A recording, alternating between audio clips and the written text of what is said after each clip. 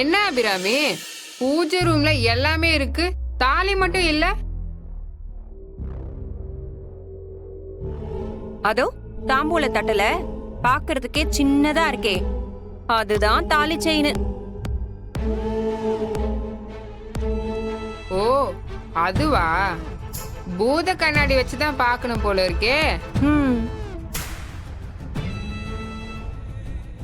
தாலி பிரிச்சு போடுறதுன்னா 10-15 பவுன்ல தானே போடுவோம்.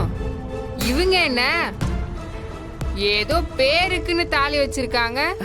சமந்தி, எடுத்து சபையில எல்லாருக்கும் காட்டுங்க. சரிங்க.